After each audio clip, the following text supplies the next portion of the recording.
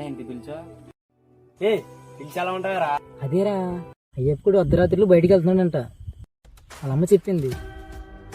అది కూడా మీరు ఆ బంగ్లా నుంచి వెళ్ళి వచ్చిన నుంచే. అసలు రాత్రి ఏమైందిరా? ఆ రోజు రాత్రి డెయ్యం చూసిన తర్వాత మేము ఇద్దరం పారిపోయిస్తావురా. ఆడొప్పుడు ఆ డెయ్యం ఫినిష్ చేసుకుని వచ్చాడు. అయితే ఆ రాత్రి వాడికి ఏదో అయ్యి ఉంటుంది. వాడికి ఏమైందో మనమే తెలుసుకోవాలి. సరేరా.